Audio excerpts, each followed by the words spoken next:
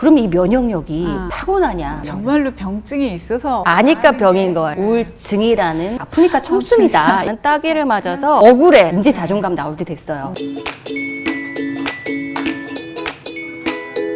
자, 그래서 이제 또 흥미로워하신 얘기를 이어갈 건데, 아까 말씀하셨다시피 실제로 그런 문제를 겪는 분들, 우울증을 겪는 분들이 실제로 늘어난 거냐, 아니면 이제 느끼고 자각하는 게 그냥 늘어난 거냐, 어떻게 보세요? 그러니까 실제로 정말 환자들은 많이 늘었어요. 근데 다양한 그게 인형들. 정말로 병증이 있어서 는 거냐? 그렇죠. 예. 알아차리는 사람이 는 게 1번이고 알아차리다 보니까 그게 병이 깊어진 사람도 늘었어요. 네. 모를 때는 병이 아닌데 네, 아니까 아는 병인 게? 거예요. 옛날에 몰랐을 때는 그냥 나는 괜찮은 줄 알았는데 가만 생각해 보니까 결론은 나는 괜찮아가 돼야 되는데 가만 생각해 보니까 병인가 봐. 정말 나는 이거밖에 안 되는구나. 정말 아까 얘기한 것처럼 내 앞날은 변할 게 없구나라고 하니까 병이 생기고 깊어지는 거죠. 네, 그런 측면이 실제로 좀 있는 것 같고요. 그러다가 그 중에 이제 정말 뇌가 체질적으로 좀 약한 분들은 쉽게 네. 말해서 네. 우울증이라는 병이 오기도 쉬운 거겠죠. 네. 그래서 이제 그 얘기 이어가면 자존감이라는 게 자존감. 매우 중요한데, 네. 그게 그러면 타고나는 거냐, 길러지는 성격처럼 거냐. 길러지는 거냐, 노력하면 생기는 거냐, 높아지는 거냐. 네. 그래서 그 결론을 내리기 전에 네. 쭉 이 자존감까지 왜 왔는지를 한번 같이 얘기를 해보면 좋을 네, 것 네. 같아요. 예. 자존감이 사실은 뭘까요? 자존감. 그러니까 자존중감이거든요. 내 자신을 스스로 존중하는 마음인데, 그러니까 영어로 이제 self-esteem이라고 하는데, eesteem이라는 게 그냥 아주 극존경하는 거예요. 그대로, 있는 그대로 받아들이는 거거든요. 존경이라는 게 이 사람이 잘나서, 잘해서가 아니라 네. 그냥 존경하는 거예요. 이스팀이라는 거는. 뭘 똑똑해서, 뭐 그런 게 아니라 지혜로워서 이유 존재 없이. 자체로 그냥 그 사람 꽂혀서 존경하는 거예요. 네. 이게 이제 이스팀이라는 건데, 그래서 자아 존중감인데, 자존감 수업이 2016년에 히트를 치기 전에 미움받을 용기가 2년 전에 네. 딱 나왔어요. 네. 미움받을 용기는 이제 아들러라는 네. 심리학자가 심리학자 이론을 바탕으로 한 건데요. 여기까지 왜 갔냐지 제가 가만히 오늘 이걸 하다가 고민을 해봤어요. 근데 사람들이 자기에 대해서 이제 우리나라의 기준에서 생각한 지가 20년이 안 돼요. 네. 네. 나에 대해서. 그전에는 뭐 이제 90년대는 뭐 우리 뭐 같이 사는 거 이런 상생 이런 거가 있다가 2000년이 넘어서 이제 나에 대해서 생각을 하게 됩니다. 2002년에 따귀 맞은 영혼이라는 책이 나와요. 그때 처음으로 사람들이 내 마음에 대해서 이렇게 생각하는 것들이 시작이 됐던 것 같아요. 나에 대해서, 내 마음에 대해서, 내가 마음이 아프구나를 생각할 시점이 된 거죠. 그래서 본격적으로 히트를 친 책이 그 알랭드 보통의 왜 나는 너를 사랑하는가. 예. 아무리 봐도 내가 따귀를 맞아서 기분이 나쁜데 이 따귀 맞았다는 거는 화가 날 수도 있고요.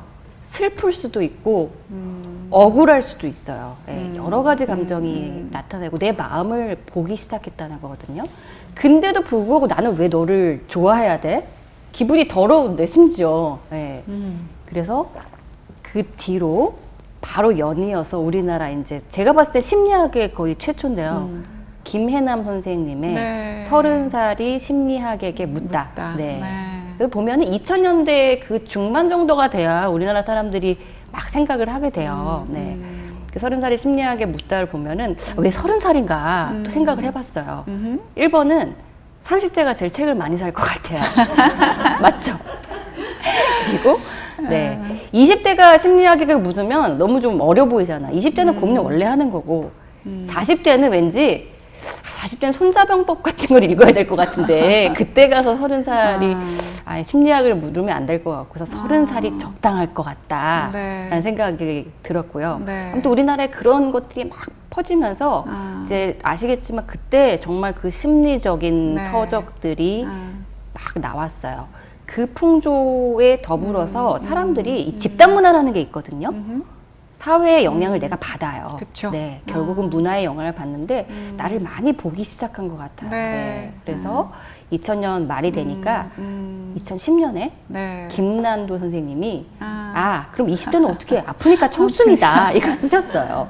너무 히트였죠. 네. 그러니까 이게 제가 왜 히트인 책을 베스트셀러를 얘기를 드리냐면 이게 결국은 사람들의 마음을 잘 대변을 했다는 네. 거고 2000년 이후 최근 20대 초반의 친구들은 네. 그렇게 자기를 보는 거에 익숙해져 있어요. 네. 그래서 더 우울한 친구도 많고요. 오케이. 더 절망에 빠진 친구도 많고요. 어. 더 엇나가는 친구도 많아요. 마음이 생각보다 풍요롭지가 못한 친구가 많아요. 아하. 네. 네. 그래서 그런 음. 흐름이 지속이 되다가 네. 이제 자존감 나올 때 됐어요. 네. 네. 아니 그래서 아프니까 청춘이고 이제 막 내 마음에 대해서 알겠는데 그러면 어떻게 하라는 거지? 라고 해결해 보니까 그냥 너 미움 받아도 돼. 그냥 고민하지 말고 미움 받아. 누가 너 미워하면 어때? 그래서 미움 받을 용기가 엄청난 히트를 칩니다. 그 순서가 다 그래서 그렇게 되는 거군요. 제가 오늘 가만히 생각해 보니까 그렇더라고요. 저도 몰랐는데 예, 미움받을 용기가 그래서 히트를 치게 되고요. 네. 그때 이제 막 더불어서 욜로, 난 내 맘대로 살겠다. 인생 한 번이다.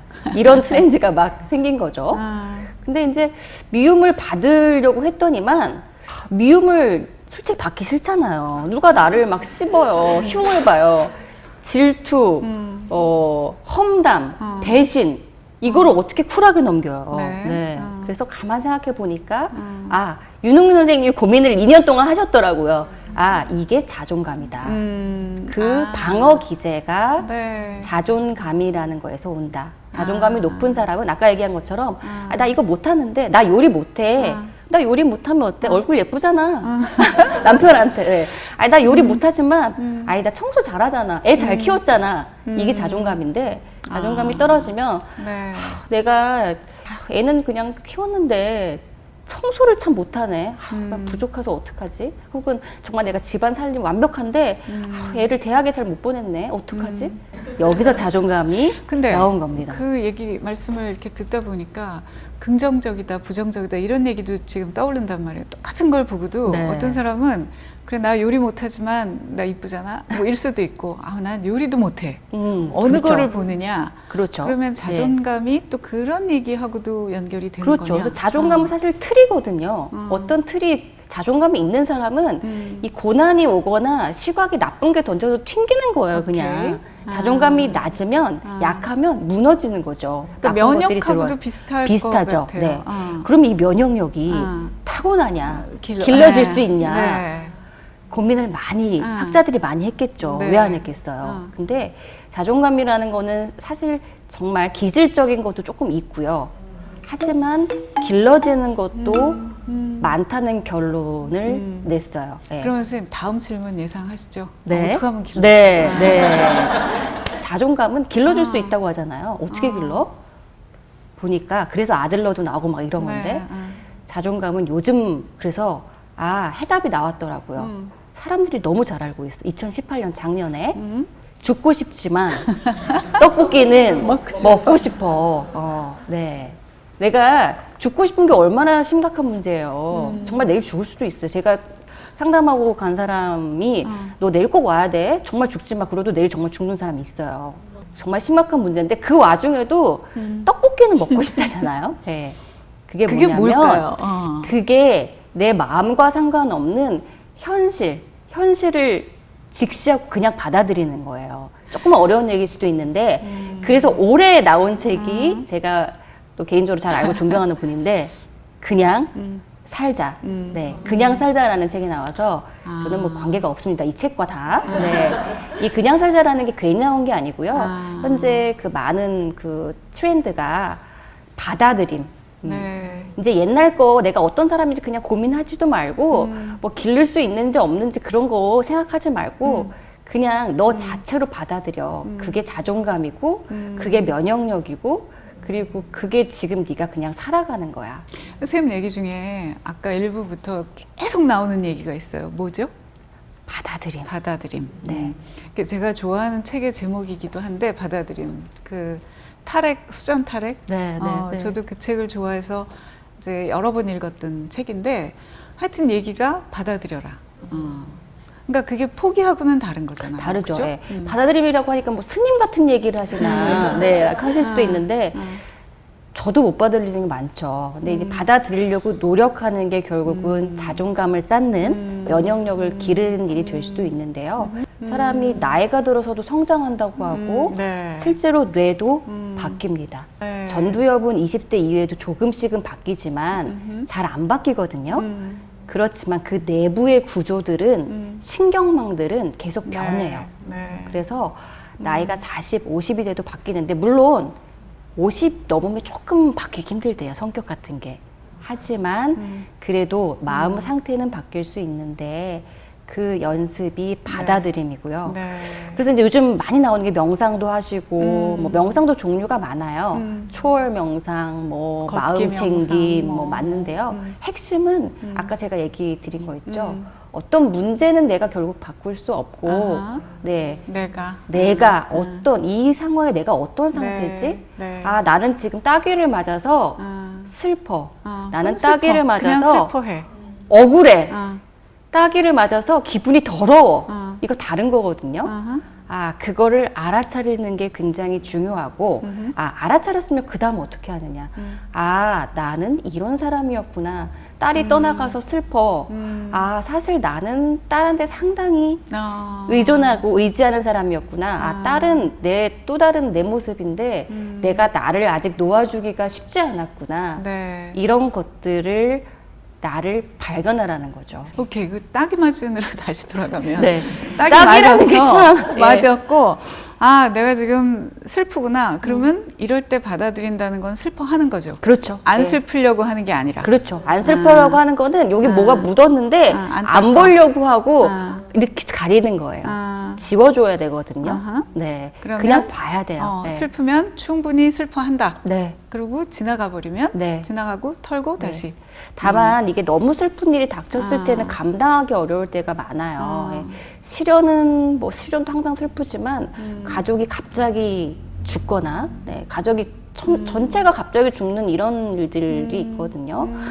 이제 이런 것들은 우리가 정말 받아들이기 힘들어서 병이 되기도 하고 사람마다 정말 면역력이 다르기 때문에요. 근데 이 과정에서도 중요한 거는 내가 그만큼 그냥 슬프면 슬프다고 네. 충분히 슬퍼해야 하는 하고요. 거. 그리고 슬픔을 뭔가 보여줄 수 있는, 내 자신이 슬퍼한다는 거를 보여줄 수 있는 행위를 하는 게 오히려 좋은데 이게 우리 다 생활에 사실은 있어요. 예를 들어서 옛날에 제사를 지내는 거, 뭐 장례를 한다는 거. 우리가 이런 슬픔의 감정이나 혼자 감당하기 힘든 감정을 집단적으로 자연스럽게 해결하는 방법이었던 거거든요. 네. 장례식 안 하고 아버지 돌아가셨고 어머니 돌아가셨는데 혼자서 있어 보세요. 미쳐요, 그거. 네. 근데 장례를 치르고 막 사람들이 왁자지껄하게 일주일이 가면서 나도 모르게 그 순간이 조금 지나가요. 물론 나중에 슬픔이 오지만. 흘려보내는. 네. 그래서 충분히 자기의 감정을 알고 알아야지 느낄 수 있거든요. 네, 네. 나는 기분이 더러운데 나는 슬프구나라고 생각하면 해소가 안 돼요. 사실 이제 정신과 전문의잖아요, 쌤이. 그래서 우울증에 대한 것도 여쭤봤지만 실은 죄송합니다만 쌤을 안 만나고 사는 게 우리가 맞아요. 네. 더 좋잖아요. 저는 환자들 네, 그러기 위해서는 우리가 이제 몸의 면역력을 키우려고 애를 쓰는 것처럼 마음의 면역도 좀 키워야 되는데 그것이 어쩌면 어른으로서 성장해 가는 과정일지도 모르겠어요. 그러니까 자기 감정하고 제대로 만나서 그거를 제대로 잘 해소한다 그럴까? 이렇게 다룬다 그렇죠. 그럴까? 네. 그 마음 챙김이라는 네, 단어를 네. 많이 쓰잖아요, 요새. 자기 마음을 챙긴다. 영어로는 마인드풀니스거든요. 네. 자기 마음을 충분하게 네. 이해한다. 그래서 사실 그거는 언제 네. 누구라도 어느 나이라도 항상 필요한 것 같아요. 이 시간이 이제 성장하는 어른을 위한 이제 이 시간인데요. 하여튼 늘 보면 이제 시선을 나한테로 좀 돌려서 자기를 잘 돌보는 거. 그 중에서도 오늘은 자기 마음을 좀 잘 들여다보고 그래서 정신적으로도 마음도 좀 튼튼하게 건강하게 자존감을 좀 높이는 네. 그리고 정말 중요한 마지막 네, 네, 네. 멘트는요. 네. 이 자기 마음 챙김이 잘 되어야지 음흠. 다른 사람을 챙겨줄 수가 맞아요. 있어요. 네. 음. 딸이 나이가 들어서 나는 이렇게 다 해줬는데 어느 순간 엄마를 떠나가네라고 할 때도 아, 딸이 이제 혼자 충분히 살 수 있는 나이가 됐구나라고 열어줄 수 있을 것 같아요. 그래서 마음 챙김은 나를 위한 과정이기도 하고 그게 되어야지 남이랑도 잘 살 수 있습니다. 이게 공통적인 결론 같아요. 내가 누군가에게 주려면 내가 먼저 있어야 준다는 거잖아요. 그리고 내가 괜찮아야 남을 보듬을 수 있는 거지. 내가 지금 막 힘든 그렇죠. 상태에서 네. 하기는, 그래서 결국은 이 시간은 나를 잘 돌보기 위한 시간. 도움이 많이 되셨습니까? 네. 오늘은 우리 이제 여의도 성모병원의 네. 정신과 정신 정신의학 건강의학과입니다, 건강의학과 이제. 네. 전문의 나혜란 교수님을 모셔서 말씀을 들었는데 오늘 이 시간은 이제 라이나 생명이 후원하는 시간이었습니다. 여러분 나중에 돌아가셔서 유튜브 한번 챙겨보시고요. 좋아요 누르시고요. 주변에도 많이 알려주시기 바랍니다. 오늘 좋은 말씀 많이 들려주신 우리 나 선생님께 큰 박수 치면서 마무리할까요? 감사합니다.